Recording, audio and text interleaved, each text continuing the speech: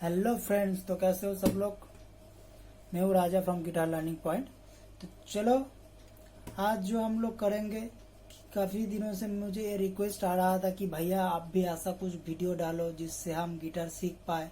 ठीक है, तो इसलिए मैंने आज से स्टार्ट कर दिया। चलो आज से एक के बाद एक स्टेप बाय स्टेप पूरा मैं आपको पकड़ पकड़ के सिखा दूंगा। ठीक है, एक एक मेरा जो वीडियो आता रहेगा अगले अगले, ठीक है, वो एक एक चीज़ के ऊपर एक एक लेसन होगा। आप लोग आराम से देखो, इसको ध्यान से प्रैक्टिस करते रहो, पूरा स्टेप बाय स्टेप जैसे मैं दिखाऊं उसके साथ साथ वैसे ही प्रैक्टिस करते रहो, तो पूरा रिलैक्स में सीख जाओगे गिटार को। लेकिन हाँ, एक बात है कि तुम्हें इस चीज को प्रैक्टिस करना होगा। अब जितना एफर्ट तुम डाल सकते हो अपने तरफ से, ठीक है, उतना अच्छे तुम इसको प्ले कर पाओगे। क्योंकि फास्ट फास्ट तो बहुत परेशानी होती है भैया, लेकिन हाल मत छोड़ना कभी, किसी भी हालात में इसको छोड़ना मत।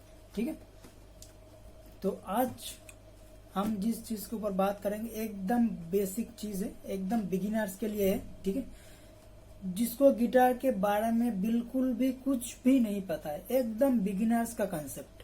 ठीक है, कि आप सिर्फ आपके पास एक गिटार है, ठीक है, तो उसको आपको प्ले करना है, आपको कुछ भी नहीं पता है। तो यहाँ से मेरा लेसन स्टार्ट होता है।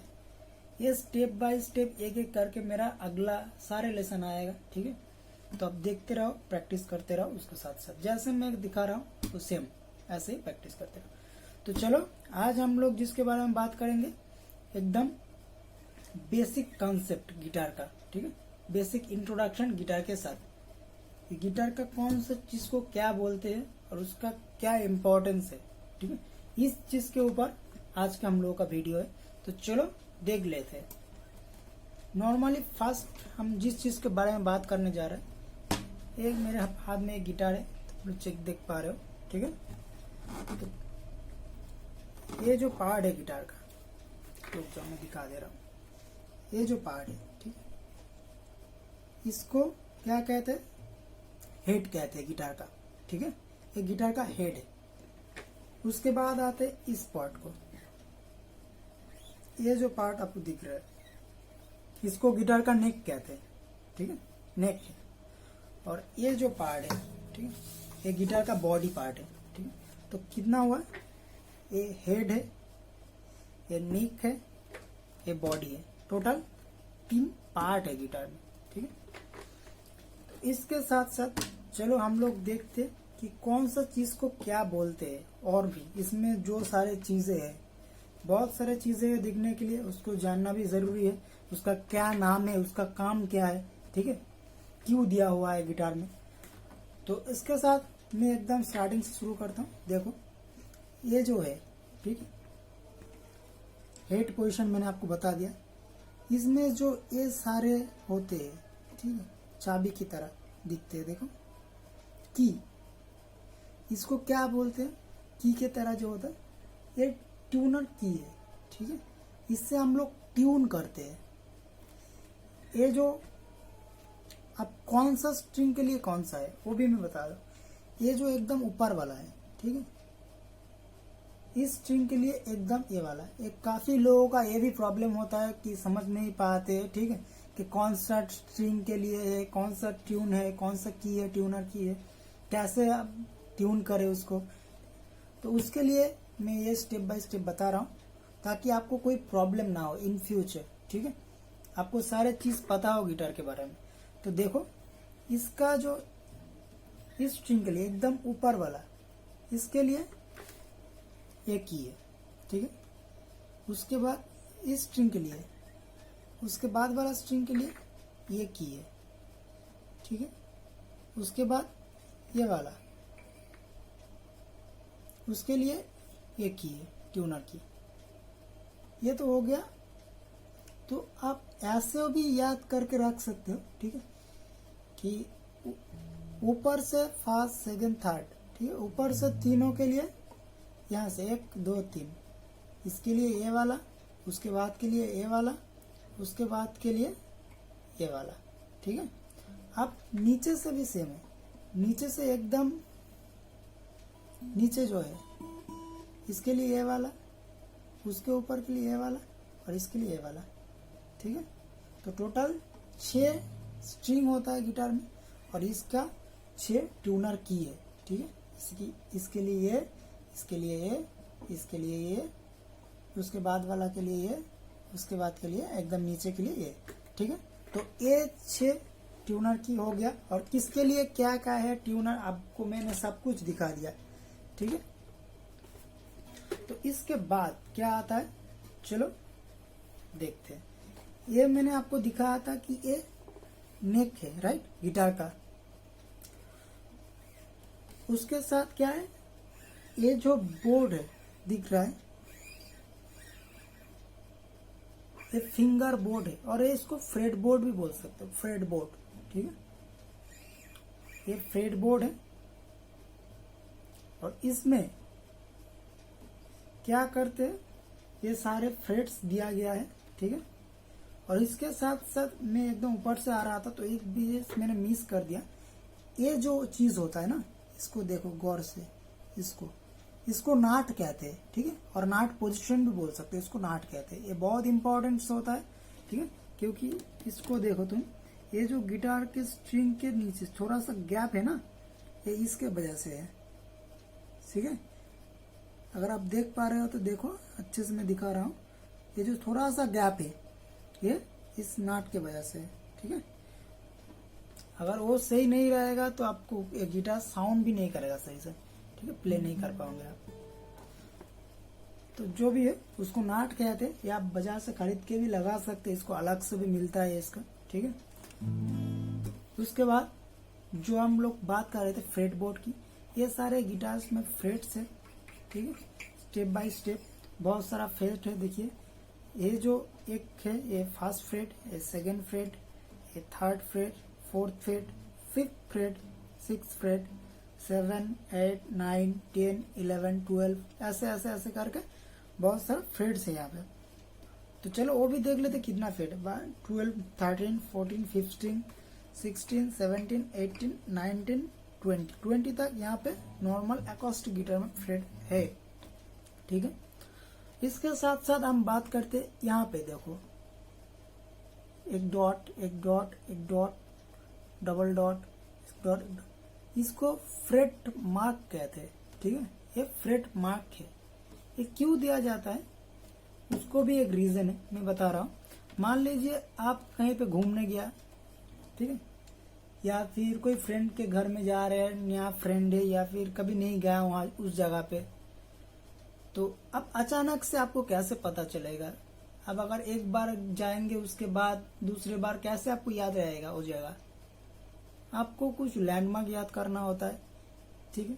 कुछ भी आप याद करते हैं लैंडमार्क वगैरह, जिसके कारण आपको पता होता है हाँ यही जगह है, हम यहाँ आए थे, तो ऐसे ही आपको याद में रहता है। तो उसीलिए ये फ्रेट मार्क दिया गया है, ठीक है।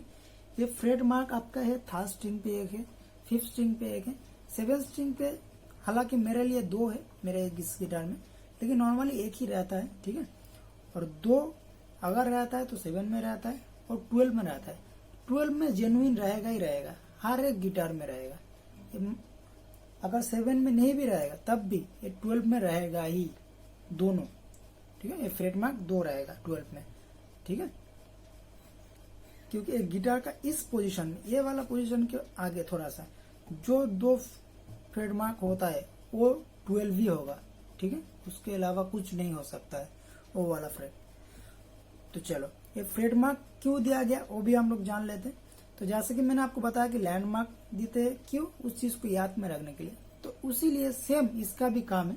तो जैसे कि आप अगर मान लीजिए कोई कॉर्ड, ठीक है, आपका यहाँ पे है, तो उसके लिए आपको कैसे याद रहेगा कि हाँ ये कॉर्ड तो इसमें था। मैंने मान लीजिए आपको बताया ए माइनर प्ले करिए, कर दिया आपने, फटक से बताया जी प्ले करिए, कर दिए, फिर से बताया ए माइनर प्ले करिए, कर दिए, फट से बताया ए माइनर बार में प्ले करिए।